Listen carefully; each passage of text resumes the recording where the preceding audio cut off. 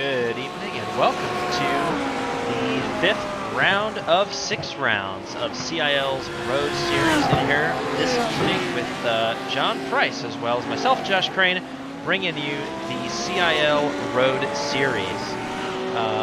Here in front, we're going to have a pretty good fight between Clemson, University of Alabama at Huntsville, John, and a host of other cars. And here at Barber tonight, haven't been here before. It's not a super popular one.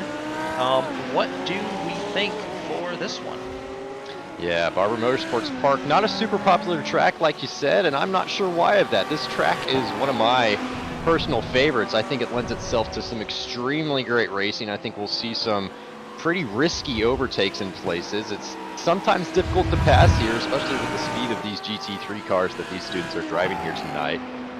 But I'm definitely looking forward to a performance from Ryan Whitlock here on your screen right now from Alabama at Huntsville. This is a home track for Ryan, and we'll see what sort of performance he can put in here in qualifying to try to get himself stationed up towards the front end, the sharp end of the grid. But yeah, Barber, what a fantastic track. Got great elevation changes as you ride on board there for just a moment with Ryan, and I'm sure we'll go on board for a full qualifying lap as we have another 11 minutes left in this qualifying session. But yeah, Josh, you know, this is an awesome track to race at. It's got tons of twists and turns. It's got really nice flow. It's generally a pretty high grip circuit.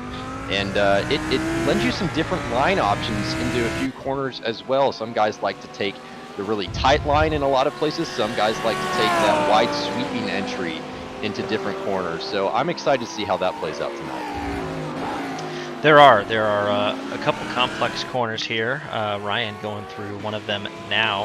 And John, I think you'll bring us maybe the more technical description of some of those throughout the night, but there are a variety of paths to get through those corners, and none immediately faster than the others. So it'll be a variety of how these drivers and teams have prepared their cars tonight, and then what they have been doing in practice to prepare and understand this track.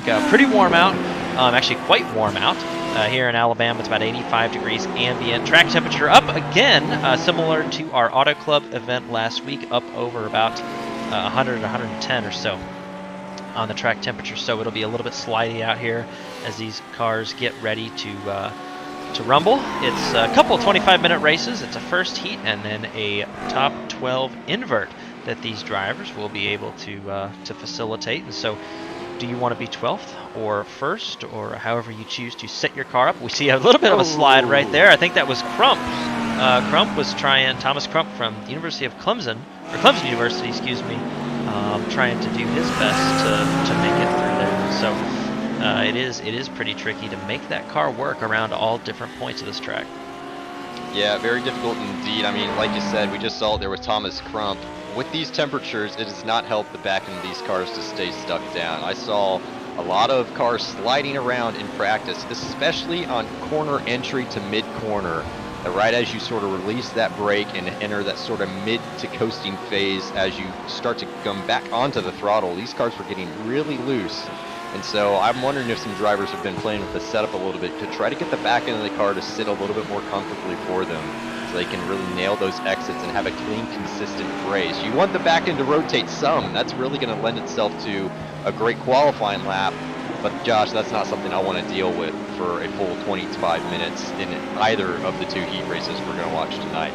Like Josh said, if it's their first time watching a CiL broadcast, the qualifying order will be set for the first race based on the session that's out there right now. These drivers are trying to set the best time they possibly can over the course of one lap, and that'll set the grid for the first race. And based on the finishing order of that first race, we will take the top 12 finishers and flip their positions. So if you finish 12th in the first race, you will be starting at the front of the pack in the second race. So there's definitely some strategy involved in that, and it's going to be interesting to see what drivers choose what strategy to go with. There's no pit stops in this racing series any longer, so it's just pretty much a straight sprint race to the finish line.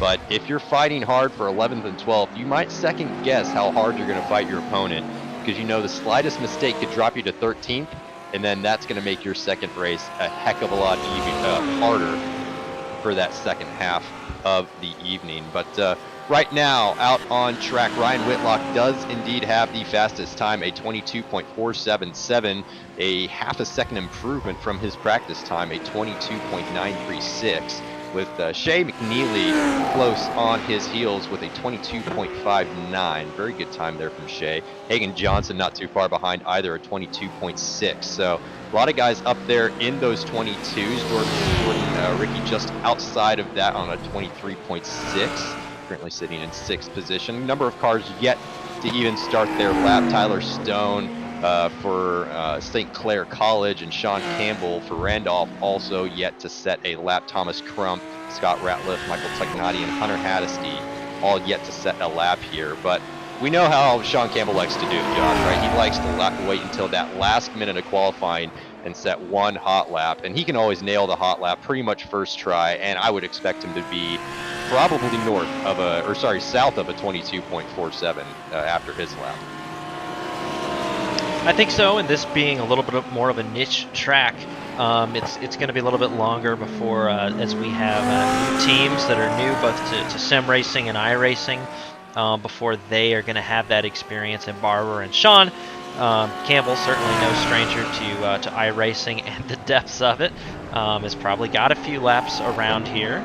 As you can see, that 14 car, that's going to be something to watch all night. These GT cars able to take a little bit more curb than the open wheel cars that come here. In fact, if you've been playing iRacing this week, you might have seen the Indy Pro cars and the USF cars were here at Barber in the official races this week. But these GT cars able to absorb a little bit more of that racetrack, a little bit more of those curves. And I think that's going to be a tenth or maybe even a second or so, John, is who can get the shortest distance around this track, especially through some of these corners.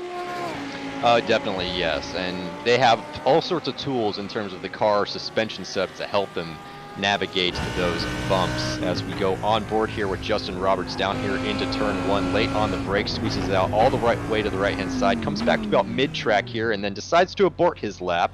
He's happy with that 22.3 that put him at the top of the table with that last lap by. So I'm sure we'll hop on with another car here shortly. But yeah, Josh, the bumps are a dangerous thing for open wheel cars, but definitely you try to make them be your friend in these cars. Like you said, the shortest distance around the track is always going to be the faster one. And if you can set up your car to take the curves, especially at turns 9 and 10, that really high-speed chicane, and then onto 11 and 12, if you can really take a lot of the inside curve at turn 12, it's really going to help the car. Not to mention down towards where Hagan Johnson right now is headed towards the toilet bowl sections, turns 7 and 8, left-hand hard braking, get the car turned in, can't even see the corner, take all that curve there, straight line it down to turn 8, and then crank that car in there and try to get as clean of an exit. We were right on board with Hagan Johnson earlier during the practice session, Josh, and I noticed he's got a very Fernando Alonso-esque driving style. He really likes to use a lot of steering angle early in the corner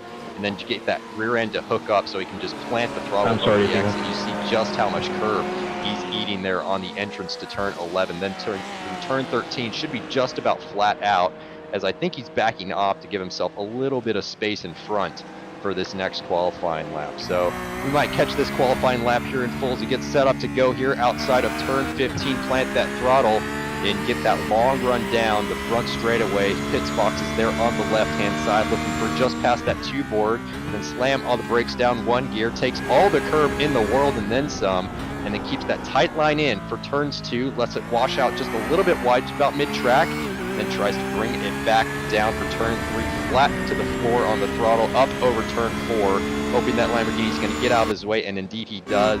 And then looking for that second board there on the right-hand side, get the car turned in, down to first gear, slowest corner on the track, or just about safe for turn 8, then all the way back to the gas, get it over the left-hand side. We're again going to look for that 2 board there on the left-hand side, get it brake, get it turned in, clip a little bit of curve there on the apex, and then try to straight line it down here to turn 8, the toilet bowl. And then early on the gas is the name of the game out of here, because you're going to carry that speed all the way through 9, 10, and up to 11. Tons of curb on the entry to 9, tons of curb on 10. Somehow that car stays planted. He's got that setup absolutely nailed. And then wait for that 1 board there, get the car down 1 gear, 2 gears, get it turned in, and again, he's going to abort his lap, it looks like, Josh. I think he's starting to close up on the traffic in front a little bit too quickly, just as he got to the last handful of corners at this track. But he's currently sitting in 5th position with that 22.669, and I think he's got more pace in that car. We've seen him up leaderboards in most races in the last, I don't know, 12 that he's done, and he's definitely a strong contender there for Clemson. He is, and Hagen, an eNASCAR competitor as well for Clemson, and Justin Roberts. I thought Justin Roberts might have been going for a tow in the background, but I think he's gone for a detour instead. But that 7 machine going to take another flying lap as these cars come down to the end of it. Probably the last lap for Hagen. You can see getting up to about 2 minutes to go, and laps will be final at that point. But while you were talking, John, I did notice that indeed Sean Campbell has made his way to the top of the board. Justin Roberts, Ryan Whitlock not far behind. In fact, Ryan Whitlock and Justin Roberts barely separated at all, but Sean Campbell and Randolph College to the top nonetheless.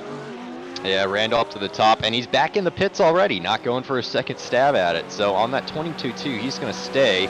It's actually a 10.5 off of his fastest practice time. He ran a 22.13 in practice. So not a perfect lap from Sean Campbell, but Justin Roberts is still just under a 10th of a second off of his time, and he's going to push every single last ounce of performance out of his chosen car tonight, out of the numerous GT3 car options that there are on the iRacing service.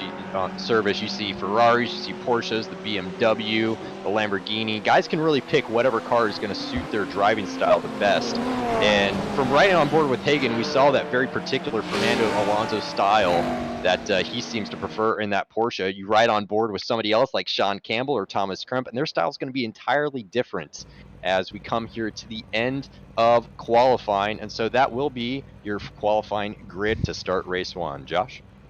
That will be the grid, so these drivers have about 2 minutes to arrive to the grid, and then they'll be going forward, taking that full pace lap around this Barber Motorsports Park, and so a little bit of time to ponder their race strategy. But while they do, let's run through this grid. This is going to be led off by, we talked about Sean Campbell and Randolph Community College at number 30 machine with a 1:22.3 lap time around here. Justin Roberts from Clemson University and Ryan Whitlock, Alabama at Huntsville. Those are the 2 schools that are going to be competing and have really emerged, making the storyline for this season. That's Clemson taking P2, P3 Alabama at Huntsville, and Ryan Whitlock.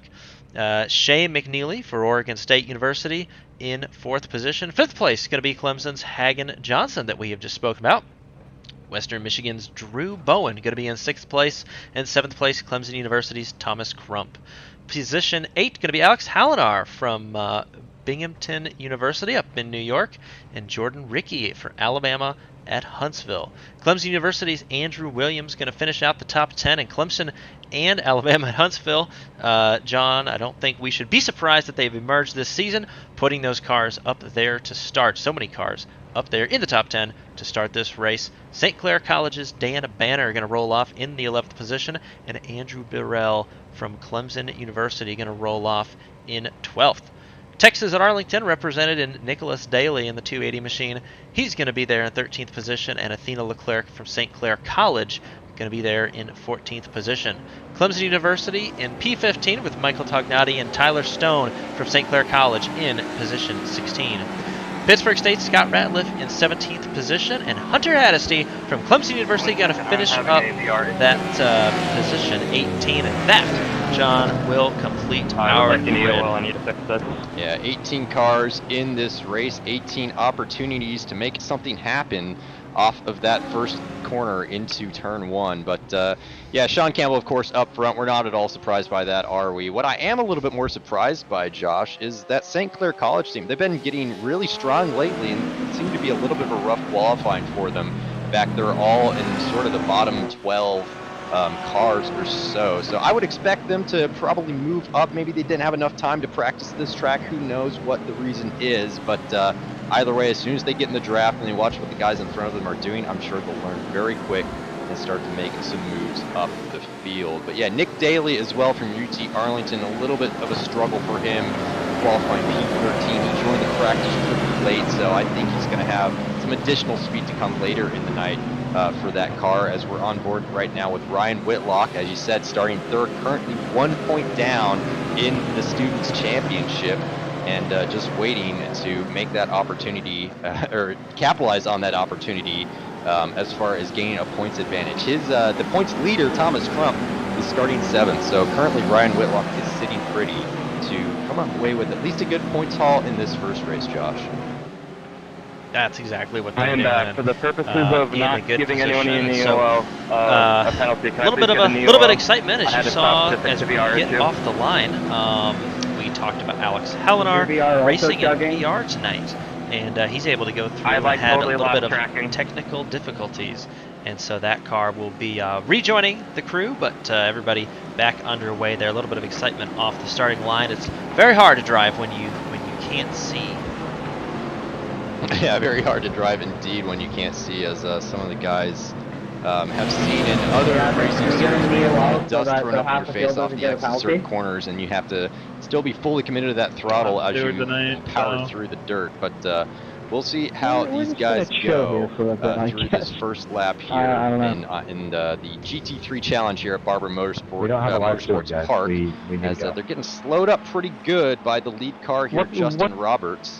What the hell's going on? Shane McNeely just on the outside. Sean Campbell actually is sort of holding up the pack there. He is kind of giving some mind games to the rest of the pack, and looks like he's just about ready to get going here, waiting until all the way to the line, and now the green flag waves, and there he goes. Sean Campbell off to a good start, already got a car length and a half, and Ryan Whitlock not waiting at all to take advantage of that sleepy start that Shane McNeely had there, and squeeze himself up there into second position. A couple other cars making some moves. Hagan Johnson making a move around the outside for 4th position, up 1 spot already in this race by turn 3 and 4, and now they're all single file down to turn 5, but it looks like there might be a look from Whitlock on the inside of Sean Campbell, but nothing doing there. Campbell has that covered off. They are single file through that top 6, but looks like maybe a slow exit for a Clemson Porsche back there, and then he got squeezed out a little wide, so that was a struggling start, I think, for Thomas Crump. In fact, might have been Andrew Williams actually in that Porsche that got shoved wide for a moment there. But now up here back with the action. Ferrari and Lamborghini battle with these two drivers here going through turn 9s and 10. Not choosing to take a lot of curve as the Lamborghini driver, but in the meantime, he's got to stay focused on that car in front of him. Try to close down the gap to that Ferrari before it gets too big, Josh, and he loses that draft. That's exactly what everybody trying to settle out. You can hear these drivers as they try and jockey for position and communicate to one another where they need to be on track. Still big, almost like a DRS train as these drivers come through and try to make the best of their exit, crossing this start-finish line. Really racing up and down the grid right now. You'd expect it 2 laps into the event, but everybody right there taking a pretty shallow line into that corner, John, as we follow right now. Thomas Crump in Clemson University, able to compete pretty well, both for Clemson, and we've seen a couple was the subject of some Twitter excitement as he did experiment with iRacing's physics early at Daytona this year. Found himself pretty far off the ground, but back tracking now straight ahead, back up at the front. Sean Campbell out right now to a bit of a lead. Not too far, just about a second right now, and Ryan Whitlock filing in behind him. Yeah, we'll see how close Ryan Whitlock can stay to that bumper of Campbell. I know it's going to be a tough sell for him to really close that gap much more than a second down. We know how good Campbell is at pretty much any track in these GT3 cars, and we've seen him drive the Porsche a number of times before. I think the Porsche tends to suit Campbell's driving style pretty well. You got to be really fluid with that car, and Sean Campbell's one of the smoother drivers out there. But still, Ryan Whitlock 1.1 seconds off that lead from Sean Campbell as they come down here to complete their second lap. On to the third lap, 2.5 minutes down in this race with another 22 minutes left on that clock. And yeah, pretty much that top 7 pack or so is all more or less single file, but no more than a second separating each of the cars. We've got a Porsche a little bit wide off the corner. That's going to be Hagan Johnson, so he's going to lose some speed on the entry to 1 there. But that's not going to hurt him too bad as long as he nails his braking zone into turn 5. These cars do have anti-lock brakes, so you can just absolutely mash that pedal and just wait for the car to slow down, though you don't want to use too much of the ABS because that will actually hurt your braking performance. You want to stay just above that ABS activation threshold, but all these guys up here in the top 5 are pros at that at this point. As you can see, down through the toilet bowl, get that car down into first gear, and then absolutely mash the throttle on the exit. But yeah, single file line up here for the top 7 cars, sort of pulling a gap. There's a bit of a breakaway pack now from the 7th place car, Thomas Crump, down to Andrew Williams, his teammate, running in 8th, about 3 seconds off this pack here. As we see a little bit of action happening up here at the moment. Hagen Johnson under pressure from behind. Shea McNeely right on his bumper and trying to make something happen here onto the last corner of the track. It's a great opportunity to set up a pass into turn 1, Josh. So we'll see. McNeely got a great exit there. Hagen moves to the inside to defend the move, and it's exactly where you want to be. You got to be a long ways alongside the car to make that move stick, and McNeely was not close enough. And so looks like Hagen Johnson's going to hold onto that position for the meantime. But while these guys are battling, 3 guys in front of them, Josh, are getting away. Yeah, are getting away. Back up front, you can see that Justin Roberts is stretching that gap out just a little bit on your screen, about a second or so back to the 4th place car. And so something that these drivers are keeping in mind. But John, I think that's all right. We're early in this one. We've got an invert coming, and they signed up for a race anyways, and so I think they'll be doing that. But again, back through the toilet bowl section, it is very tricky, as you can see, to get on, and it really is a test, John, at least for me this past week, of how quickly you can get back on the gas, back to the throttle, and continue getting that car rotated. Yeah, I mean, the real challenge with that corner is turn 7A. It's the sort of slight left-hand kink in the middle of 7 and 8, and you take as much curb as you possibly can there, and you really want the car to settle down quickly so you can get back to the throttle. If you have the car set up really stiff, it's probably going to take the car a long time to settle. We got a car off there on the inside, looked like between turn 13 and 14. That is going to be a Porsche, and I think that's Shea McNeely. Not sure what that did Shea have some help there from Ferrari behind? It looked like that may have been the case. Maybe a little bit of netcode, actually. I don't think they actually touched, but I think iRacing decided that they did and just gave a little bit of a helping hand to the rear end of that Porsche to get a little bit loose. And, that's a tough one there. Never want to see that. It's hard to flick spin these cars since they've got traction control. Don't know if Shea's got a traction control toggle mapped to a button on the steering wheel or not, but that is exactly what you need for a situation like that. It's tricky, though, in these GT3 cars. And now Shea's got a lot of work to do, as I think that was Scott Ratliff that might have been backwards in turn 5 there in that Mercedes. So we'll check it out here and see. This is up over turn 4, heading down towards towards turn 5. It's a downhill braking zone, Josh, so it's tricky if you got a lot of rear bias in the car. And indeed, that looks like, actually it was Tyler Stone in the Mercedes. I apologize for that, Scott. But yeah, it looked like a little bit too much rotation on the entry there, maybe carrying a little bit too much brake while it was turning in, because you got to get a lot of front end authority right at the turn in for that corner. But Tyler Stone back on it now, but it's got a lot of ground to make up. He does. So early, we see a little bit of excitement for a number of these drivers trying to find their rhythm. And John, that's kind of what I expected. Again, we said this is not a very common track on the iRacing schedule, the official schedule, certainly, and not even in leagues so much, and really test the drivers, their ability to choose a flow and make that work. And as you can see, the 23 of Andrew Burrell taking Andrew Williams, who was taking a small detour there, and we can see that he was off track just a bit. Yeah, it looks like Nick Daly and him both off track. That's a little bit of what I used to say spinning in sympathy, but you do tend to mimic the mistakes of the guy in front, because you're trying to brake just as deep as him into the corner, and that's exactly what Nick Daly tried to do there. And they both missed the braking zone by probably a good 15 to 20 feet or so, and ended up running wide there on turn 2. So that's the tough look there for both UTA and Clemson, but back in the pack now. They'll try to make some moves happen again. Nick Daly is already up from his starting position of 13th. He's running in 10th position. right now. And of course, he's an alumni, so we'll notate that by the pink or red symbol by the number of, or by the position that they are in. So for example, Nick Daly in 10th has that reddish pink symbol next to the 10, so he is an alumni, so he's not technically competing for the same sort of points that the guys around him are, but his main competition is Dan Banner, who is probably about 7 seconds or so up the road from him. So that's his target for this race, is to get up there to 6th position and get in front of Dan Banner, who's leading this pack right now in that Ferrari for St. Clair College. Dan Banner leading that Ferrari and leading that St. Clair College team that we have talked about so much on really getting those lap times down and becoming very quick in that 77 machine. He's coming up along, and yeah, no, he's getting a little bit deep maybe in that Ferrari. Leaves the door open, but now he's going to have a drive off. It's going to be an Italian drag race down into the toilet bowl, I believe. We'll see who can brake later.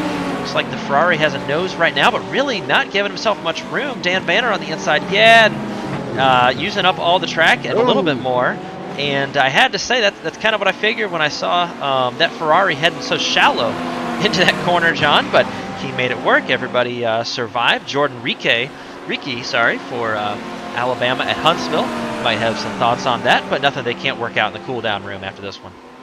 Yeah, I'm sure Jordan wasn't too happy with that one. He has to defend for himself there against the attacking Ferrari of Alex Allen just behind. And good opportunity actually here on the inside of 14 to really send up a late dive bomb up the inside, but Halinar is going to wait for another chance at that move. But yeah, it looked like down into turn 7 and 8 there for Dan Banner. He was really far on the inside. He could have been a little bit closer to the car on the left to turn in, give himself some more working room to accomplish that turn into turn 7 there. And then he just slightly squeezed Jordan to that curve there on the inside of 7A that we talked about before. But I think the students let that one go. That was some clean racing. I didn't see too much contact between them. So I don't think he's too closely at that one. But all that's doing is backing Dan Banner up actually towards Nick Daly. So he needs to be careful to not make too many mistakes like that, unless you see that UTA machine hunting that car down very quickly. So we'll watch that Texas flag on the top of that car and see if he gets any closer to Dan Banner with about 10 minutes left in this race. 15 minutes elapsed time right now, though I think the technical clock has probably started a little bit past that, so a little over 15 minutes left in this race at this point. But this battle for 7th is pretty strong right now, Josh, as we see Alex Halinar and Jordan Ricci still pretty close together, nose to tail, heading down towards the high-speed, high-elevation chicane. But looks like that is going to be Halinar for the win there, overtaking Jordan Ricci. That's a great move actually there on the inside 11. Not an easy place to get it done, takes a lot of commitment. And Jordan Ricci managing to hook up that Ferrari very nicely there. So we'll see that one again. So he moves the inside. I think he's just going to break a hair later than Ricci on the outside. And Ricci doesn't try to cut down too quickly, which is very kind of him. And that Ferrari just takes away that decision. Clean driving there from Jordan. It was a little, and actually we're back live now. It looks like Alex Halinar has given that spot back and then some. He's found himself in the gravel. Not sure he had planned on that, but I was about to say a little bit of a brave move there from Alex back when we saw that pass. And yeah, we'll have to see what he is doing now. Back up at the front, you can see Ryan Whitlock still in pursuit of Sean Campbell. And pursuit is about 4 seconds, that distance, I think. And then you can even see the gap here between each car. Yeah, gap to the leader, about 4 seconds apiece right now. But Ryan Whitlock, this is not too bad for these guys, John. This is where you can go ahead, find your rhythm, and he certainly doesn't have any pressure from behind at the moment, and so he can work with this. He can definitely work with this. Second place is not a bad spot to be in for Alabama Huntsville right now. As we know, Sean Campbell is going to be a tough cookie to crack up at the front of that field. 7,000 I rating on Sean Campbell, so he knows what he's doing in these GT3 cars. We've seen it so many times before, but Ryan's doing a great job right now in second place. He's keeping his car nice and clean, on track, no incidents up to this point. And so all he's got to do is stay focused, not worry too much about the car in front, not worry too much about the car behind, and just bring that car home.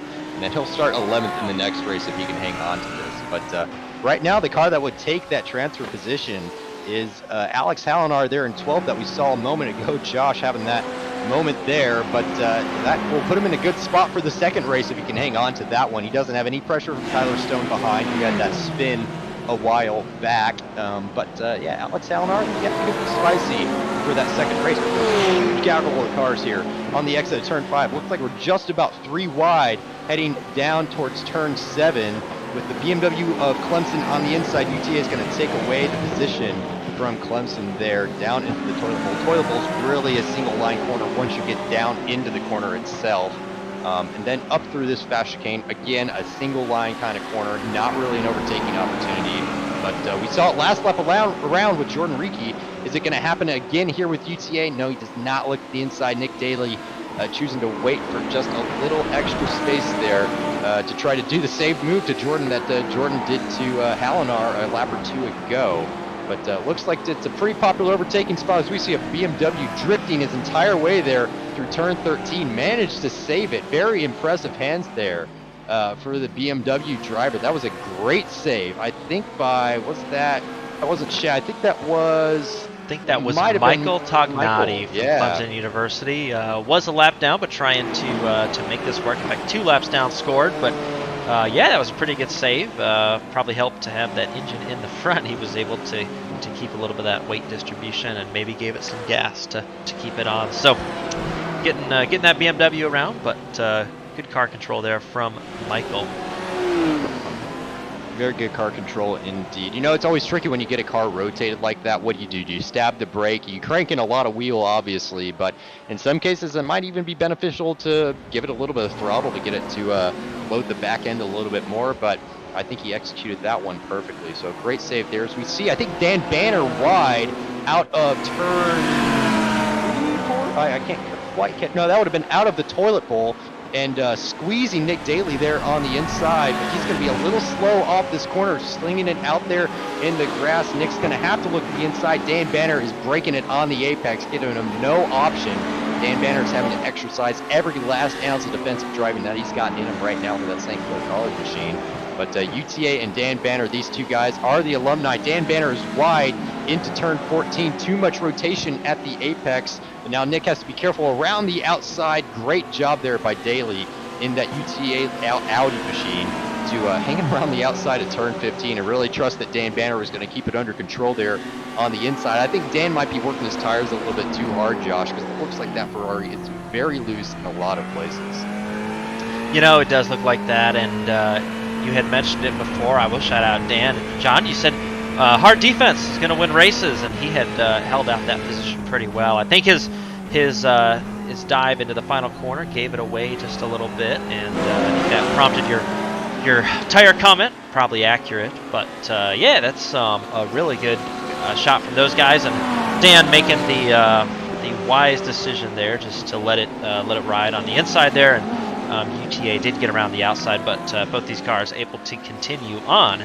That is the key part here from that exchange. So that is Dan Banner, currently 8th and 8th place in this crowd. Nothing to stalk at, John. And so he will get on his way, and he might get to use his defensive skills again here. Yeah, I'd love to see him. That's one of my favorite things to watch. That's why I loved watching Fernando Alonso driving F1 growing up. He had amazing defensive skills, and that's also what I love about watching these guys. Is they give no quarter when it comes to defending in these cars. They will absolutely squeeze you out on the inside there. They will give you nowhere to go. They will park it on the apex and really make you work for that position. And Dan Banner's had to work pretty hard tonight to keep that Ferrari under him so far. But still 8th, not too bad. Technically 2nd in that alumni class. And Jordan Ricci just behind him. And getting pretty close as well. Looks like, but Hallinar is actually caught back up to the bumper of Ricci there. And looks to be closing in a little bit, Josh. It seems we might see a swapping position between those two cars once more. But down here into turn 5, couple different line choices. Some guys choosing to take that tight entry line, the line that I would tend to prefer. Some guys tend to taking that wider entry line, which kind of swings you around and does carry some more speed into the corner, but is of course a longer distance. And it's all about how you set up for the exit. That determines how fast you approach this set of corners here. Of course, and Dan Banner leaving some space there on the outside. Maybe get to the throttle just a touch earlier out of that corner, and that has moved Jordan right onto his bumper here. Again, approaching turns 11 and 12, but not quite close enough to make a move. That gap has been shifting around quite a bit over the last handful of laps. But as we get here into just about 5 minutes to go, 6.5 minutes to go at this mark right now, these guys got to be thinking about making that final move. Where can I make that move happen? Or do I even want to make that move happen? Because, of course, we're going to invert the positions. And Dan Banner, again, slow off of 15. Jordan's going to look on that inside line. Just got to break a hair later.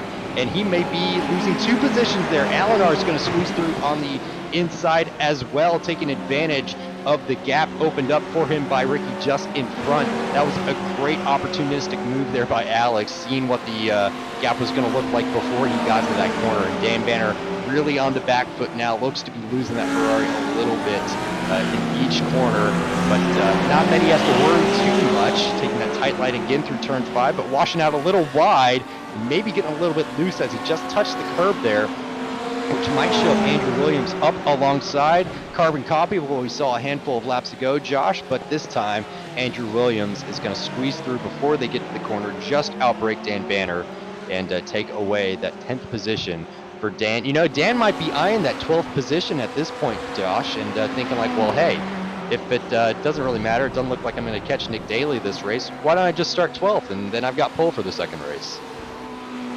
No, that's a totally valid strategy that he can try out here. And we know that the points differences in this race not so different between maybe only 3 points or so at this position. And so Dan Banner certainly playing the Galaxy Brain strategy here as he tries to go. So position 11 right now, but I think probably also feeling out the limits of that Ferrari.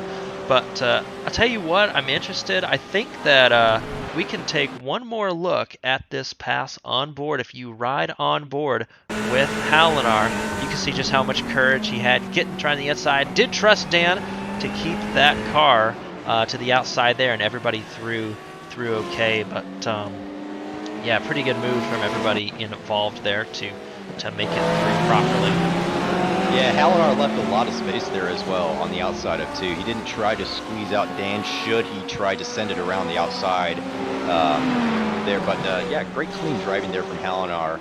And that's really how you keep all the cars on the racetrack. You don't try to squeeze out your competitor there, because they would have absolutely nowhere to go. And they're probably taking you out at that next right-hand turn anyways, because they'll be on the grass at that point. We'll have no hope of getting that car slowed down for that corner. But yeah, Ricky doing a great job here. And of course, Josh, this is my first time back commentating in a little while, so some of these names are kind of new to me, but Jordan's doing a great job. My first time watching him here tonight. I like how he's got that Lamborghini under him, not making too many mistakes, and he's really shown what sort of offensive maneuvers he can pull off in this race. But it does actually, you know, Halinar and him have switched positions. Not sure when that happened. I didn't catch it on my screen, but it must have happened within the last lap and a half or so.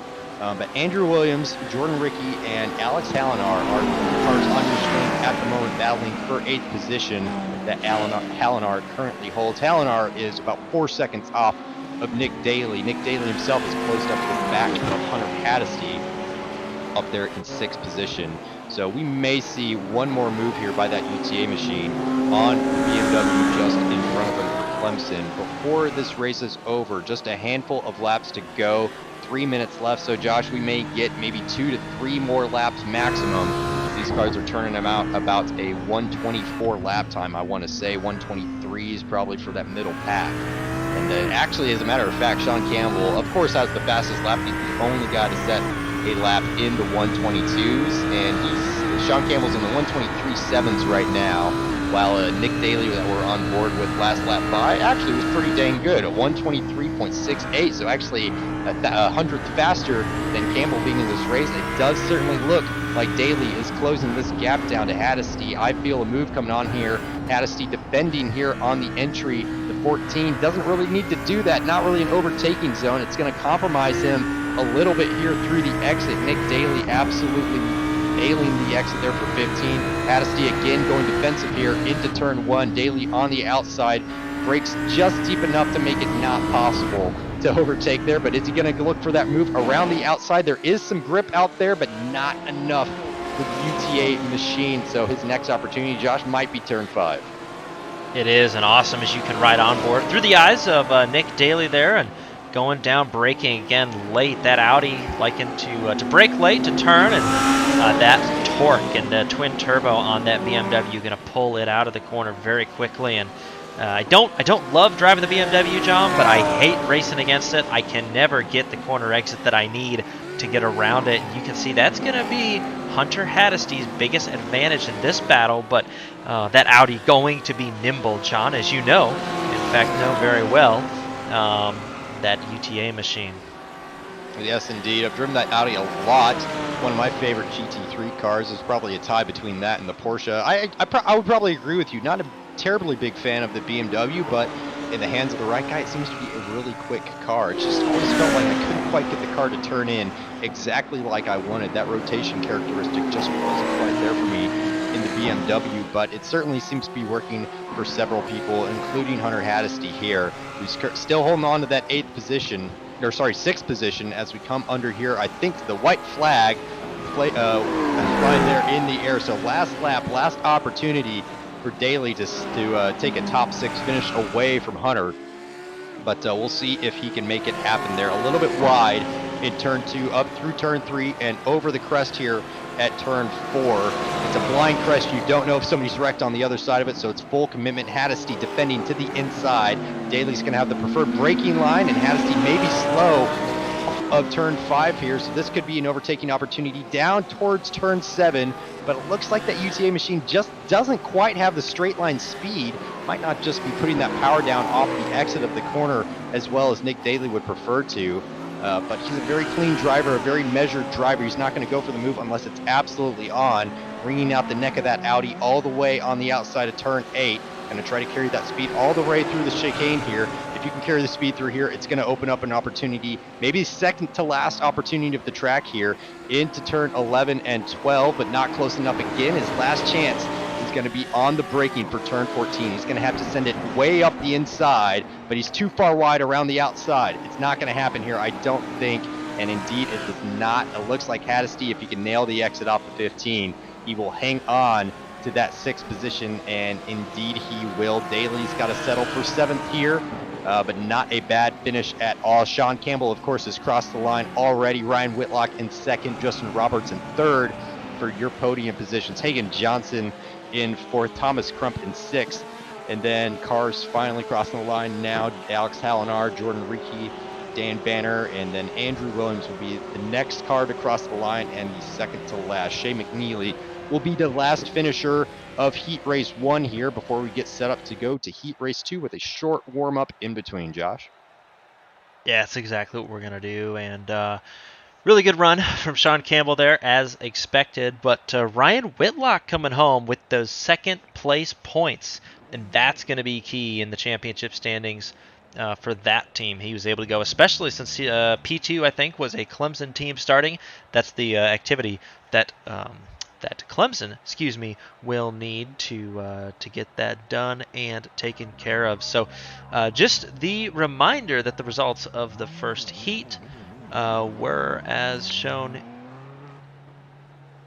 That is the Sean Campbell machine from Randolph College, Ryan Whitlock from Alabama at Huntsville, Justin Roberts from Clemson University. In effect, Clemson University taking home a bit of points. Justin Roberts, Hagan Johnson, Thomas Crump, Hunter Haddisty, that we saw just beating out Texas at Arlington's Nick Daly. Alex Hallinar from Binghamton University and Jordan Ricci from Alabama at Huntsville. Dan Banner from St. Clair College going to round out your top 10. Andrew Williams, Shea McNeely from Oregon State University, and Tyler Stone. Michael Tognati, Drew Bowen from Western Michigan. Athena Leclerc, a little bit of a tough race for St. Clair College. Andrew Burrell, Scott Ratliff going to finish this one out. But, John, that race, I don't think disappointed at all. Was very fun to watch and to be a part of for these drivers. Yeah, that was a solid, fun race. I think that battle between sort of positions in the start of the race, they're like 6th through 12th, let's say. Then towards the end, they're definitely between Daly and Haddisty. That was a great battle there. Great defensive driving from Haddisty and very measured, not losing too much speed defending either. That is absolutely key And I'm seeing in the driver chat here where Shea McNeely said that McNeely's car was handling weird since they got tapped and they overcorrected off that curb. So Shea was dealing with a damaged car that, for that first race. Of course, that'll get fixed here for the second race. They'll be starting with fresh tires, fresh fuel, and an entirely fresh GT3 car of their choice. So on board again with Ryan Whitlock here as we're getting warmed up halfway through this warm-up session. Guys are going to have the opportunity to change the setup of their car, of course, Josh, if they so choose to. So Nick Daly, maybe he felt he didn't have that straight line speed that he needed in the previous race. Maybe he's going to take some rear wing off of the car as he lets Ryan Whitlock through there on the exit of turn 5. So, of course, if you thought your car wasn't handling right, you don't like the temperature, of course, the track temps skyrocketed now, 138 degree Fahrenheit track temp. So very, very greasy track out there. So you might want to think about adapting your car's setup to handle that greasy track a little bit better for this second race. That's exactly what we have, and a number of cars getting ready. You see Justin Roberts trying to get that Lamborghini worked out. We started this about 136 and about 138 Fahrenheit now, as we are in Leeds, Alabama, about the middle of Alabama if you were to look at a map. So it's hot, it's humid. It's about 1 p.m. in the simulation time, and I think that that's what everybody feels. Realistic weather was about 87 degrees today, and so it's 87 degrees locally here right now. But I tell you what, John, I looked. I probably did not expect such a strong. I always expect a strong showing from the Clemson team overall, but I didn't have on my bingo card the P3 through P6 for Clemson team, and that's going to be really strong as those cars can work their way up through the field and try to gain another points advantage. And the best thing that the University of Alabama at Huntsville can do in this one, I think, is have Jordan Ricci in that other UAH car and put him up as far as they can. Maybe run a little bit of interference and try and work against those Clemson drivers who are going to be so fast and putting their cars up where they can get the most points. Yeah, most definitely. I mean, Clemson just about has enough cars to create their own racing series at this point. I think they've got, 7 drivers in this race here tonight. I think we've seen as many as 8 or 9, even over on the oval side. So they definitely have some strategy options at play, given that they've got so many cars in the field. I hope they've got a great crew chief organizing that whole effort. But yeah, definitely looking forward to seeing what Jordan Ricci can do towards the start of this race, if he's going to help Ryan Whitlock at all, if he's choosing to race his own race, like Carlos Sainz this weekend in the British Grand Prix. But we'll see what their choices are as we're coming to the end of this 5-minute warm-up. Checkered flag in the air. We're going to get set to go for the second time here and the final time here tonight in round 5 of the CiL GT3 Challenge. So your grid on the screen, Shea McNeely is going to take the pole position for this race, of course finishing 12th in the previous one, and we flipped those top 12 cars. Andrew Williams is going to roll off second for Clemson, Dan Banner for St. Clair College in third, Jordan Ricci in fourth for Alabama at Huntsville, Alex Hallinar for Birmingham in fifth, Nick Daly for UT Arlington there in sixth, Hunter Haddesty for Clemson are going to roll off seventh tonight. Another Clemson driver, Thomas Crump, there in 8th position for the 98 machine. Hagan Johnson, the other Clemson driver, in 9th. And then the other Clemson driver, Justin Roberts, in 10th position. And rolling in 11th is going to be Ryan Whitlock. 12th is going to be Sean Campbell. And then 13th for Tyler Stone for St. Clair College. 14th, Michael Tognati for Clemson University once again. Drew Bowen for Western Michigan in 15th. Athena Leclerc in 16th for St. Clair College. Andrew Burrell in 17th, and then rounding out our second race grid here tonight, Josh, is going to be Scott Ratliff for Pittsburgh State. And as they get going out there on track, I'm hearing some driver comms over the radio here, guys trying to figure out what their strategy is going to be. Looks like the Clemson guys trying to figure out what their starting order is going to look like and who's going to be doing the job of that tail gunner role, keeping those cars off the back of the guys up there in front. And Josh, it's a strategy that we've seen work before, but it's not an easy one to execute on. No, it's not. And I'll tell you who I'm going to watch this race, John, is going to be on your screen. Shea McNeely from Oregon State University. That Beaver machine is fast when he's behind the wheel. And a couple times, bad luck, and not always able to find that groove. But he is up front now. He'll be the control car on the restart, and I would bet, barring extreme circumstances, he'll be P1 at the end of the first sector. And if he can do that, and if he can put some true speed down, I'd be interested to see just how far down the road that 26 machine gets. I wouldn't be surprised if we saw Oregon State up at the front at the end of this one. That would be very cool to see, but yes, it's entirely going to depend on those first handful of corners, especially the exit out of turn 5.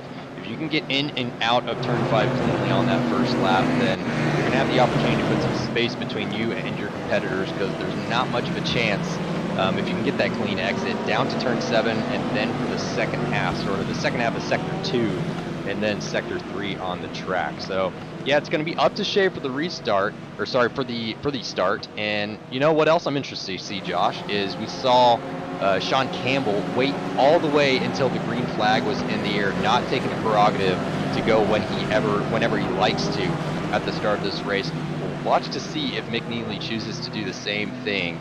I would think he would. I think that's a really clever strategy, actually, because of course that just means an extra 300, 400 feet that your competitors aren't even allowed to race you yet on. So that's always going to give you a good advantage down into turn 1. You just got to time when you smash that throttle pedal just right and make it down there into turn 1 first. But that Beaver machine getting set up to go here.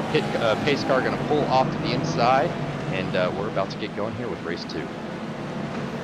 That's right, race 2. You can see that control car leading the way currently. He'll be coming down at the front stretch. McNeely gonna wait. And John, we said, when is he gonna go? Looks like he's gonna get that field set up and about even with the pace car right now. A little bit of shenanigans in the back, but focusing on the front, you hear the green flag, and there goes the 26 car.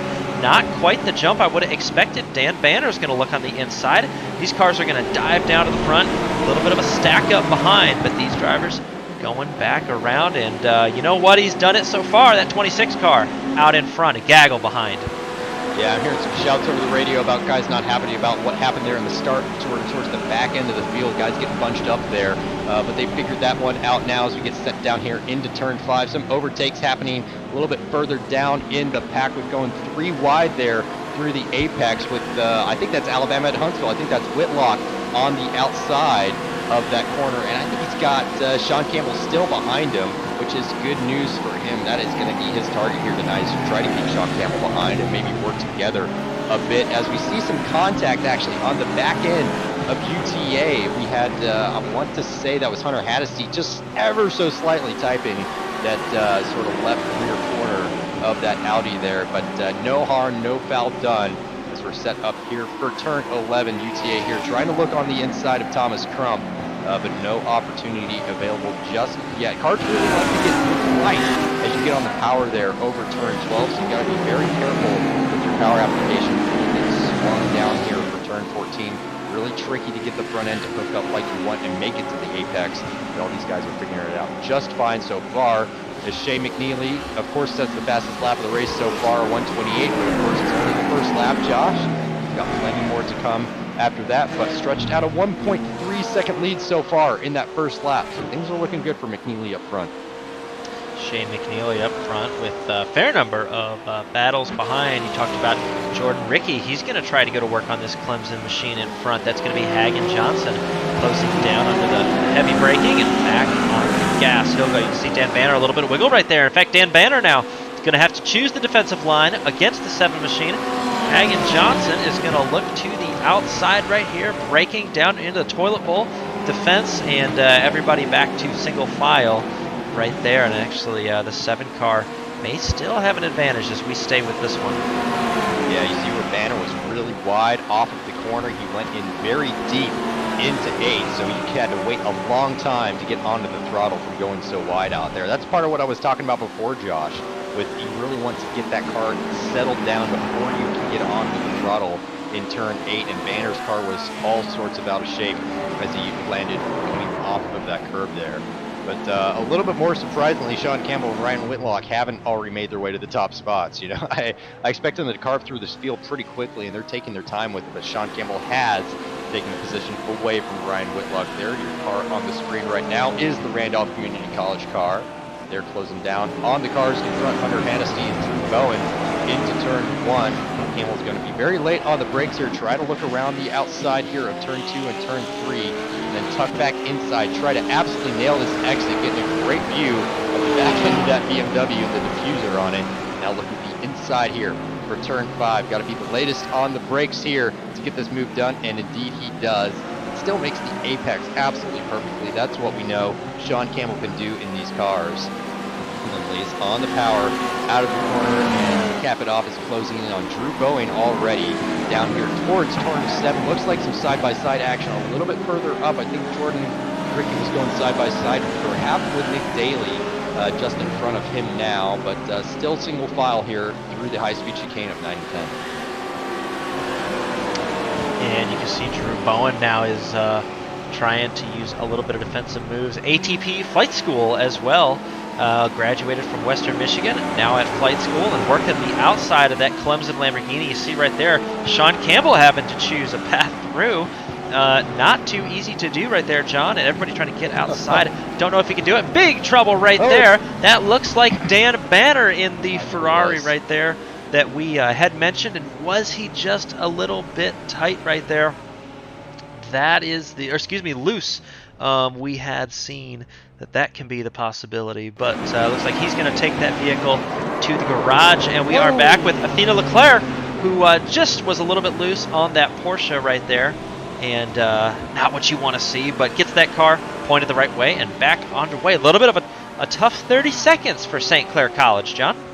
Yeah, and those tires are going to be hot already, and so you can see Athena already sliding out of turn 3 here, because those rear tires are just absolutely cooked at this point. She's going to struggle for the next handful of corners while she tries to get those tire temps back down again. But yeah, tricky one there on the entry to 1. Probably just a little bit too much entry rotation on the brake here, and that brake deep into the corner. We'll see it here and know exactly what happened. The car's rotating, and yep, it's right at that brake release that the car finally over-rotated. Great job, though, to get a quick recovery and drop that clutch and spin the car back around and not lose any more time than she absolutely had to. But actually, just a moment ago, I think it was Drew Bowen that we were talking about in that Ferrari. He had an amazing move around the outside of 12, 13, 14, and then finally into 15. That was an expert move. It's really hard to hang it around the outside. There's not a lot of grip on offer out there, but somehow he made that move stick. That was a great move there for that man driving the Ferrari, now sitting in 5th position with Nick Daly just behind. So this is sort of the back half of that move. He shouldn't really have been able to make this stick through 13, but somehow he did. Then coming into 14, basically already had the position, and luckily was in the right spot to avoid all of the calamity ensuing as a cause of Dan Banner spinning. He really lucked out there. He basically overtook, I think, 4 cars there, Josh. He did indeed. So back live now, leading this train, and you can see right here, it's Bowen, Daly, Campbell will be the running order for this little gaggle. And I'll tell you what, John, we see just about every week that the excitement, if it's not everywhere, it's in the second heat, the second race that we have. And right now we've got it. You can see Sean Campbell simply all over the back of that Texas at Arlington Audi, and just looking for a way around. A little bit of defense right there. And does Sean wait, or does he try to go through? We've seen going through on the inside, but I'm not sure if this is the way to do it. But you can see right here, going to be a little bit of a defensive line from Texas to Arlington. He's actually going to rotate that Audi pretty well, and may have a pretty good exit off this corner. And Sean Campbell going to have to wait for his next opportunity. Yeah, you know, but with this situation, you kind of want to think about, should I pick my battles a little bit more? We know Sean's one of the quickest drivers in iRacing, let alone the CiL, as he looks to try to squeeze in the inside there on turn 2, but he looks to shut the door on that one pretty firmly. But I think Nick's trying to work an opportunity actually on Drew Bowen and get some help from Campbell on it. I doubt he's going to try to help him too much, as it's already looking to the inside. Look how late Campbell is on the brakes there into turn 5. Daly has to hug that outside and then try to smash that throttle as early as possible, but they'll not exiting great out of turn 5 on UTA. That car looks to struggle coming off that corner a little bit. Never seems to close the gap to the cars in front when it probably should based on the line Nick took through that corner. But I think Drew Bowen's not going to have too much longer before Sean Campbell and that Randolph Community College Porsche is going to come flying past, maybe even here into turn 11. I'm not so sure Sean's going to go for that one. It's a little bit too far back as Bowen totally cuts the corner there on the entry to 11. Over 12. But look, Sean through the inside of 13, almost just kindly handed in that position on a silver platter to Drew Bowen. But great move for Sean Campbell, and he's going to set to work on closing down on Hagan Johnson. And I think in a lap or two, we're going to see another Porsche battle up there for 4th position, Josh. I think that would be accurate, but I'll tell you what, Nicholas Daly now is going to try and go back to work. He did close that gap, John, up to Drew Bowen on that time, and just unfortunately was overtaken. There was a Sean in the middle of the battle, but he's got his sights set and going to actually drop back a few positions to look at this battle. Ryan Whitlock on board trying to get around Thomas Crump. This is the battle for 8th position, and going to be pretty important to Ryan and the University of Alabama at Huntsville trying to get those points.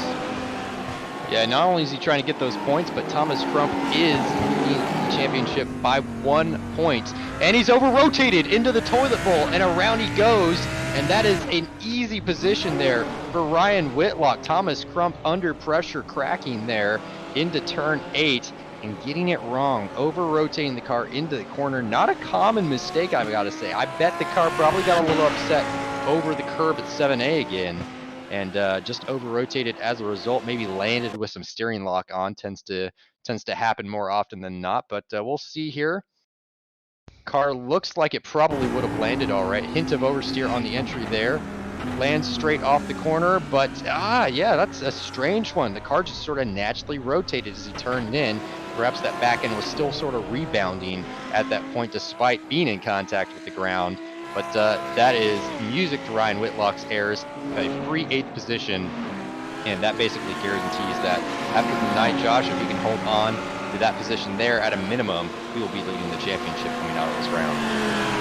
He will be, and he'll want to go and put as many insurance points between himself and Thomas as he can. He's looking to do that right now, but I will say I relate to Thomas and Clemson University there, John.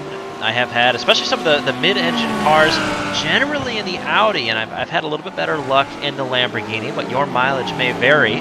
That car, in fact, does have a big bump. I don't know if we agreed on the braking points there between Texas and ATP Air Force there. Actually, as Drew Bowen trying to get that Ferrari slowed down into the toilet bowl. But anyways, yeah, it is easy to be a little bit late to the throttle with that Lamborghini, and then let that car rotate. And then it is, John, once I get it around, it is very hard to get back. But you had mentioned, and it's been done, Sean Campbell simply back on his way up the road, making a couple of clean passes, and he has his sights set on 1st position. But the battle here, a couple Clemson drivers separated. That's going to be Andrew Williams and Hagan Johnson trying to jockey for position. Yeah, so now we're going to see 2 different driving styles at work here. Hagan Johnson, like we said before, with a very aggressive turn-in, similar to Fernando Alonso. I think Andrew Williams tends to have a bit smoother style, a bit more of the classic smooth in, smooth out style. So we'll see which of the 2 styles is going to be the victorious one here, though. Hagan Johnson, a lot wider off of the corner than Andrew Williams, is probably picking up the throttle a heck of a lot faster. There's actually not a lot of grip there on the outside of turn 5, it would seem. Cars are not Xing well off the corner, at least not in this track temperature. Hagan, again, taking more curb than Williams with that aggressive strategy of driving, and is right on the bumper as they get set to go through turn 9 and 10. Very fast, high-speed chicane, just a little bit of a lift before the right-hander, and the Williams car getting a little upset by the curb on the inside of 10. Then down here into 11. We'll see how much curb Johnson plans to take here. He does take a lot more curb than Williams, so that's going to open the door for Nick Daly around the outside potentially. Nick Daly's still trying to make something work here. He's got to be late on the brakes and keep it going around the outside. He still maybe has the advantage into 15. doesn't quite force Johnson to go defensive there. That's going to hurt his exit off the line. So good job by Johnson there, but now they've opened up that gap in front to Williams. It was just a little bit of a slip, and in fact, you can see right there, looks like a little excursion for the 23. And so you had mentioned that these cars, John, are on a hot track and not always behaving as politely as they should, but it gives us a little bit of fun up here in the booth to watch. So these drivers heading down and late braking, very late by the 7 machine. He got his nose in, but I don't think he's going to have the drive off, and maybe just a spook. Guess there's no team orders at play here, at least not for these two. It's going to be Clemson and Clemson leading UT Arlington. That's Texas at Arlington down into the bowl once again. And as the 7 machine can get back on the gas. And right here, John, do you want a little space between you and the car ahead of you? Do you want some more downforce as you go through this section? It's not so much about the downforce, it's about being able to get the run off of 10. If you're right on the bumper of the guy in front of you going into 9, then you're going to be slow coming off the corner if you're naturally faster through there. So you got to think about that ahead of time, and we're seeing him under fire again from UTA through this Sector 3 area. Oh, Andrew Williams with a bit of a twitch, and he's going to drop down 3 positions, I think. I think even Drew Bowen's going to get past him. Where there was a twitch there at turn 14. I think the car just rotating under brake and just handing that position there to Hagan Johnson and letting Clemson and UT Arlington be the only 2 cars to fight it out there for 4th and 5th positions. But yeah, a bit of a twitch there for that Porsche driven by Andrew Williams mid-corner in 14. That's a tricky one to recover from. It's already pretty slow, and you're going to be late to get to the throttle there, so all those cars just snuck up to the inside. No problem at all. They will take that every single day of the week and then some. But yeah, still a strong battle here. It's about 8 cars all in a line. So I don't think this battle is over yet. Over halfway distance already in this race, just about 15 minutes covered so far. So 10 minutes to go, with Shea McNeely still leading from Sean Campbell already up to 2nd position. Hagan Johnson has a twitch coming out of the toilet bowl section. Looks like UT Arlington looking to the outside of turn 9. That's going to compromise Hagan's entry to it. It's going to be a little slow off the corner. UTA may have an opportunity here into 10. He's really going to have to send it if he does, but not quite enough. UT Arlington, maybe a bit of a bump from behind by Drew Bowen. Getting a little too hot there, going on the entrance to 11. Might be some front end damage on that Ferrari. The nose of that Ferrari and the rear bumper of the UTA machine have seen a lot of close contact recently this race, as Drew Bowen, for whatever reason, chooses to come into the pits as a result of that. I don't know if he got squeezed in the pit lane, but I can't think of another reason why he would want to come in or to retire the car potentially. But UT Arlington living to fight another day after contact there. Yeah, and he was. And I'll tell you, another driver that I've been watching just a little bit has been this machine, Ryan Whitlock, back at it again. He's going to try and make this move back down into 1. See a little bit of a dusty windshield, no matter. Very close on the brakes there to that 23, but getting it cleaned up and back underway. He'll head down to, well, probably a little bit far back for striking distance. John, I do think that, yeah, just a pass-through, I think, for Drew Bowen. Right here, an opportunity perhaps for Ryan. Yeah. Actually, UTA around. UTA is around. Nick Daly is around.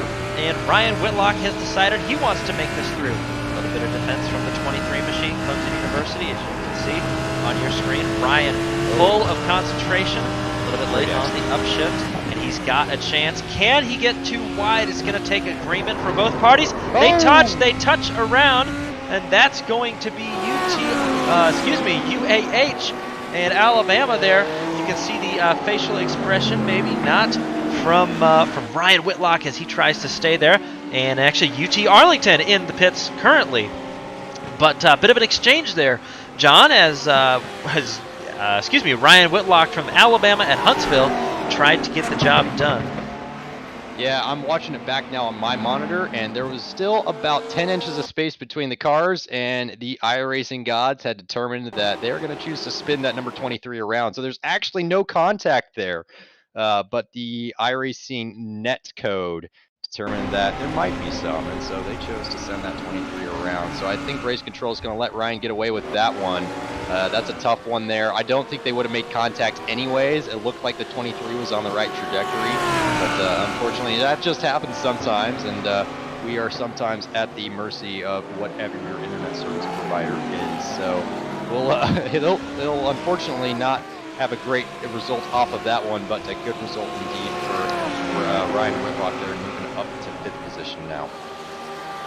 Yeah, and I'll tell you what, this is the closest battle on track right now as we follow Hunter Haddesty and Jordan Rike. Also UAH, again, trying to cleat those Clemson machines behind. But as we go back up front, it is Oregon State University at the point with Shea McNeely and Sean Campbell having just done a purple lap, and he's done about 2 seconds off the gap, John, in the last 4 minutes or so. And so he is on pace to become close to Shea here in the end, about 7 or so minutes. And then there will be another lap or so as that white flag is taken. So maybe 10 minutes at most left in this race. And could be enough time for Sean Campbell. But John, I think that's going to be a tall order, even for Sean to get up here and to catch him, and then to make the pass around this Porsche. And so pretty fun storyline developing as this gap closes down, and we see Shea McNeely, and in your background you see Sean Campbell trying to close that gap down. Yeah, I'm trying to do the math in my head right now, calculating how much time's left in this race, how many laps we're going to have left, and the rate at which Campbell is catching McNeely. Based on the last lap by, McNeely ran at 23.3, which is a really quick time, but Sean ran at 22.3, so it's about a second difference between the two drivers. So Sean's closing at about that rate per lap, but with about 5 minutes to go and lap times being in the 125 section, I think they're going to get together right on that last lap there, Josh, bar any mistakes from either McNeely or Campbell. But on current pace, Campbell will get just to the bumper of Shea's car right before the end of this race. So we'll have to keep an eye on that and come back to see that fight right at the end. Meanwhile, I've got another Clemson car around on the pit straight. Didn't quite catch who it might have been. Trying to see if anybody is falling down the grid right now, but I did not see anyone. So it looks like the Porsche, is this Hagen Johnson in the number 7 machine? Indeed it is. Just get wide in the corner, dip 2 in the grass, and into that wall. Josh, I can't tell you how many times I've seen that happen, either in real life or not. Lonnie Unser, actually, the first time I was ever at this track, did pretty much that exact same mistake, unfortunately. Very easy mistake to make, and that inside wall there is not very forgiving, I can tell you that much.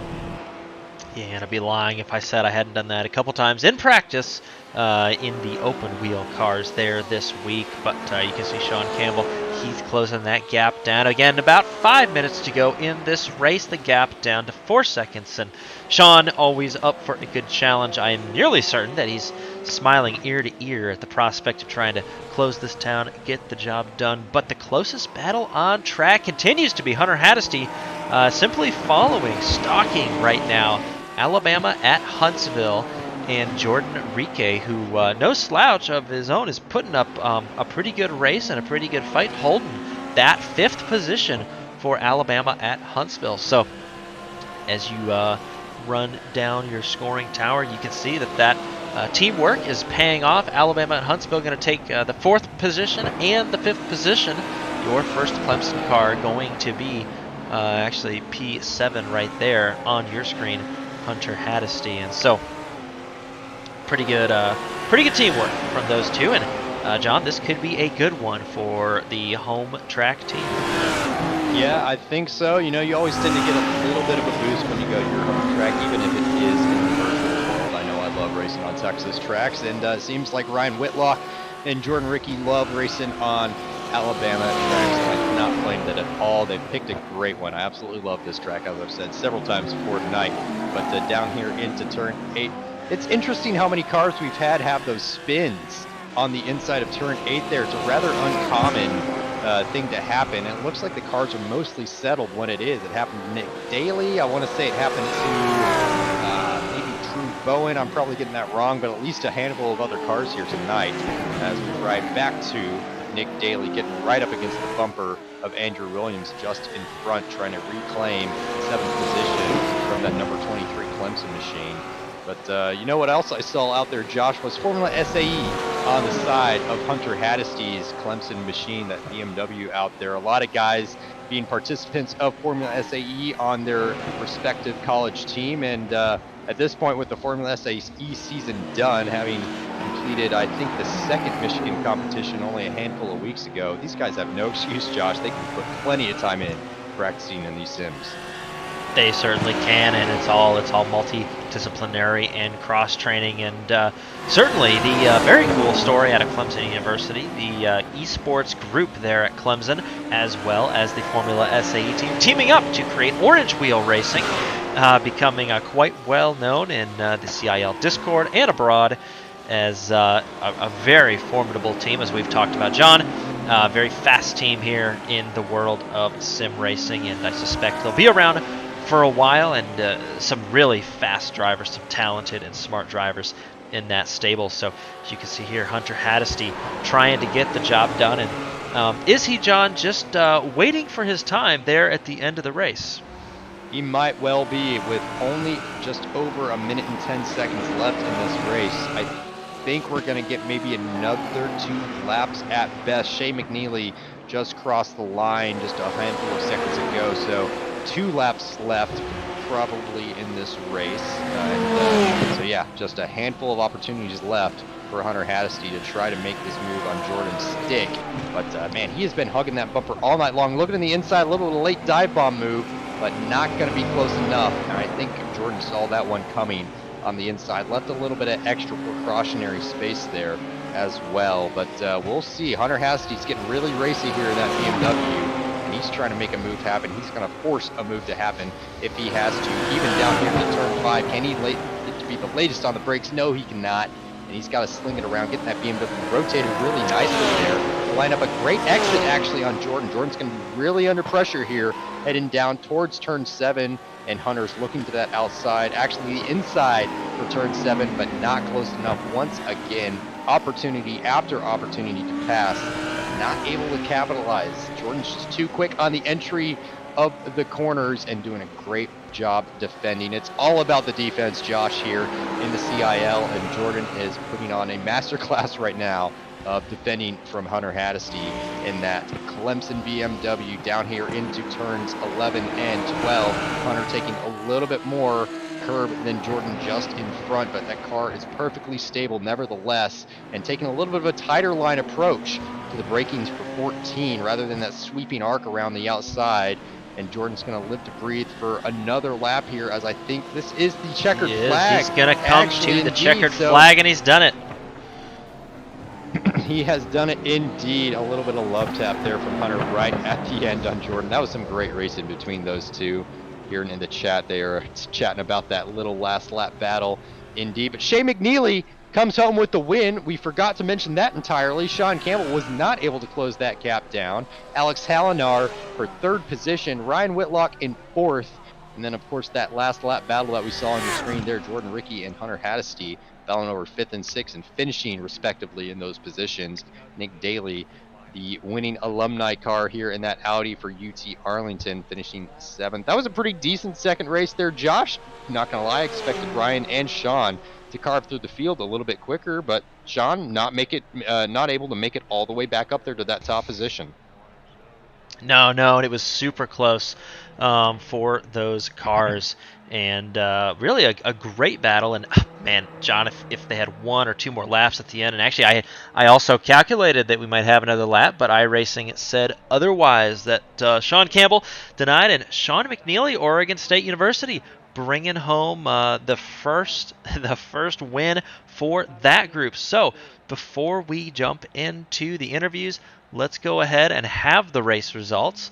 That's going to be for the final race, and you can see right there, Shea McNeely bringing it home for Oregon State University in 1st position. Sean Campbell going to bring it home in 2nd position for Randolph College, and Binghamton University in New York for Alex Hallinar in P3. Ryan Whitlock and Jordan Rickey, P4 and 5 for Alabama at Huntsville, and holding off a hard-charging and, frankly, always pressuring Hunter Haddisty for Clemson University, and a really good showing for Hunter specifically under that orange wheel stable. Nick Daly, Texas at Arlington, brought that car home to 7th position, and Andrew Williams and Thomas Crump going to have 8th and 9th for Clemson University. Athena Leclerc for St. Clair College going to find herself in 10th position at the end of this one, and Hagen Johnson for Clemson University in P11 after his eventful second heat race tonight. Drew Bowen in P12 for Western Michigan University and ATP Flight School, and Clemson University's Michael Tognati and Justin Roberts P13 and 14. St. Clair College had 15th and 16th in Tyler Stone and Dana Banner, and Andrew Burrell for Clemson University and Scott Ratliff for Pittsburgh State are going to round out this event, and that's going to be Shea McNeely done in the winner's circle. And John, I'm going to sound like a broken record. I think that was a really, really good drive from all the individuals and from Shea McNeely being able to put that car in a great position. It's always a great race when we know we don't even see your car on track because you're so far in front most of the time. So well done to Shea. Josh, since I haven't commentated in a while, I'm not sure, but is that Shea McNeely's first win by chance? That is most certainly, and so we are going to have a chance to talk to Shea McNeely from Oregon State University. And Shea, do you have a copy? Congratulations on that first win, CiL, and tell us your thoughts. Yeah, I appreciate it. It was kind of stressful there. I was kind of eyeing my overlays, watching Sean get closer and closer. But overall, it was a pretty out in free air, just cruising along. Yeah, I mean, congratulations again, John, up here in the booth. That was a great race from you. I just told Josh, it's a great race when we hardly even see your car because you're so far out there in front most of the time. And you were able to hold off Sean Campbell all the way to the end there, churning out some pretty quick lap times, pretty consistently there in the 23s. Is there something in particular you like about the Porsche that just fits your driving style? Because it seemed to really work for you around Barber here tonight.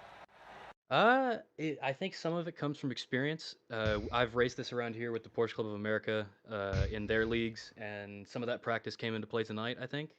And on top of that, I actually, funny enough, I just threw on the sprint setup tonight. I just gave what iRacing had for me.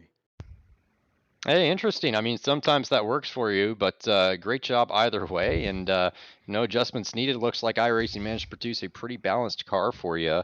And talk to us a little bit about that first race, of course. A few struggles in that one, but at least it granted you the pole position for this race. Yeah, that first race was a bit stressful. I was running well at first. I was behind, I believe, Hogan and or Hagen, and he hit on the brakes at a corner where I didn't expect him to. I obviously responded to that, and I got hit from behind. It's not the dude behind's fault. It's mine, but that sent me back down to the bottom of the field. And once I got up behind 12th, I was like, I don't want to fight it. I don't want to. I just want to sit here and let it happen. But at the same time, I took damage from the car when I got hit, so it felt a bit squirrely the whole way. So it was kind of like a strategy game, like I heard you guys mentioning in the beginning. But other than that, it was just hard racing.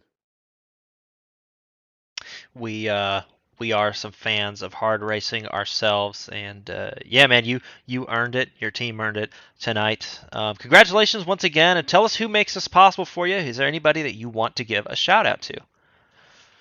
Honestly, I'd like to just give a shout out to everybody that is here tonight making it possible. It's all of them that make it so we can have this event every single couple weeks. Very well. Congratulations, Shea. Enjoy it, man. That's an awesome drive, and a whole night put together. Congratulations. Appreciate it. Y'all have a good night. And that was your winner, Shea McNeely, getting the job done. And John, I think he's right. He really did not have a stellar, if I check my notebook, first heat, and was able to be patient, be smart, get that Porsche put back together, and then be on his way, well on his way, in the second heat. Yeah, indeed. I mean, sometimes you just got to take those lessons that you learn in the first race and apply them in the second. And I think apply them Shea did absolutely perfectly, not putting a single wheel wrong the entire race. Excellent drive there for the Oregon man. It did, and now going to have a word with P2 from the University of Alabama at Huntsville, Ryan Whitlock. Walk us through your thoughts, Ryan. Not quite in the top three, but walk us through that whole setup and your race. Yeah, it was a lot of fun. Barber is one of my home tracks. It's probably the home track to UAH. Several of us actually went to the IndyCar race this year, so kind of worked my ass off, or excuse my language, to get the best finish I could.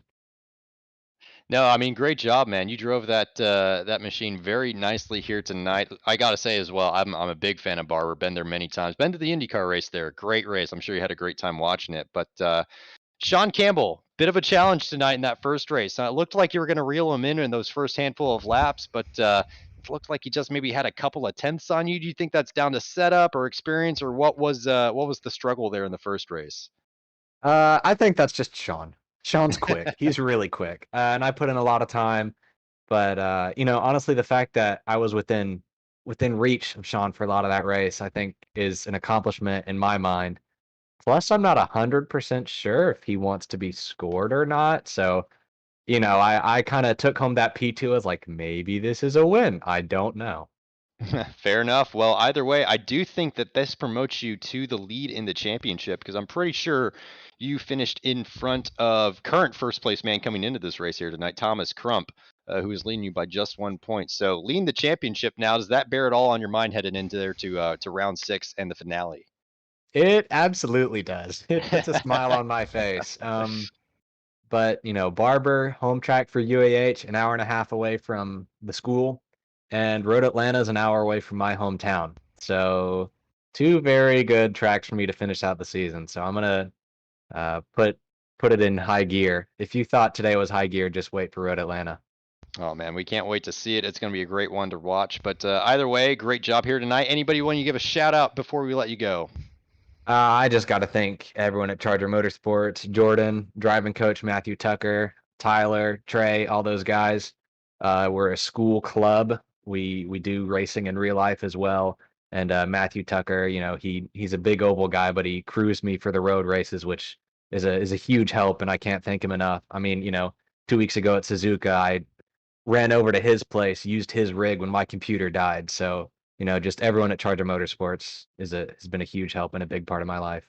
That's awesome, and that's great to hear. Great to hear the team mentality going on over there in Alabama. But either way, great job here tonight, Ryan. Congratulations on the great finish in both races, and we'll look forward to watching you again here in a couple weeks at Road Atlanta. Yeah, see y'all there. That was Ryan Whitlock, your top finishing driver from Alabama at Huntsville and new current points leader. Very significant for that crew. And so bringing up the third step from New York and Binghamton, that is Alex Hallinar. Alex, do you have a copy? And congratulations on third place tonight, man. Yeah, I have a copy. So walk us through a little bit of that race that you had up towards the end, and man, the race up towards the end and everything in between. Maybe not all how you planned, but you got the result in the end. Yeah, I had only bought the track at 6 o'clock Eastern Standard Time, or 6:30, and I didn't really have a setup under me. I just kind of took a brains hat setup, and it drove okay, but yeah, I was using more of the front tires than the rear, and the car wasn't balanced, and the car wasn't really there. So for me to get on the podium, I think is an accomplishment. It's also really hard to pass, and I think I started fifth, and just, I learned in the first race how to pass guys. You got to kind of send it, Daniel Ricciardo style. I was able to do that, and some of the guys behind me got held up. I was hoping Sean was going to get up there and force Shea into a mistake. Unfortunately, that didn't happen. Fortunately, I had a bit of a mistake, and I lost like 8 seconds towards the end. But eventually I was still able to finish ahead of Whitlock. Yeah, still a great job either way, man. Third place position. It did look like that Ferrari was moving around quite a bit. Not only for you, but Dan Banner was having the same troubles in his Ferrari. It might just not be a Ferrari track, but you said you learned how to overtake in the first race. Where was your preferred overtaking spot? Where did you really try to set up these moves on the guys on the inside of the corner? I don't know the corner numbers because I like just got the track. Do you know the corner where the spider is? That little hairpin. Yes, sir, I do. Turn 5. Turn 5, yeah, turn 5. That was my favorite place to send it. I did send it a bit later in the lap, but turn 5. If you get the run out of those first couple corners on that long straight, some guys, they see you in their mirror. You brake, where you normally brake, and they brake a little early, and they give you the spot. So nice overtaking spot. It's really hard to pass here. I'm glad I was able to get some passing done. Yeah, well, I'll say you learned this track pretty quick for only have bought it for 4 hours ago now, so that's pretty impressive. I think we watched an amazing pass around turns 11 and 12, sort of where you get all that elevation change in that fast left-right chicane, which was a really impressive overtake. Got to hand it to you on that one. But anyways, great job here tonight, Alex. Anybody you want to give a shout out to before we send you on your way? I want to thank my dad. I think he's watching. I want to thank the Barber Motorsports Twitter page, because my original plan was to not buy the track and just to be a commentator and watch the stream and just not even own the track. When I saw the Barber tweet, I'm like, hey, this might be kind of cool. They know of us. Why not get the track and race? So that's why I got the track so late, and in the end, wasn't too bad. Fortunately, I did have I had a headset issue on the first race, so I had to fix that, and then I wasn't able to catch up to the field in time. Uh, and then second race, I started in normal spot and was able to finish well. Gotcha. Well, technical gremlins always happen to some of us more often not. But either way, great job tonight, Alex. You did a great race in both of them, finishing on the podium in the second one. And I'm sure we'll talk to you again soon for Road Atlanta. Absolutely. Might talk to you guys next week too at Bristol, baby. All right, sounds good, man. Have a good evening. You as well. And that was pretty excited. Alex Hallinar, the Bearcat from Binghamton up in New York and by the Finger Lakes, as he likes to point out. But tonight, getting the job done down in Alabama. And John, I think that you heard him say that was, that was the way to do it. Not how he wanted to start, but was how he wanted to end. Yeah, most definitely. And, for a guy that only bought the track a handful of hours ago, it's not an easy track to learn quickly. There's a lot of nuances to it. It's an easy track to make mistakes at, as we saw a number of drivers do tonight. And so for him to hop in the car like that and just figure it out within a handful of hours before the event, very impressive indeed. Even more impressive when you're able to finish on the podium in the second race.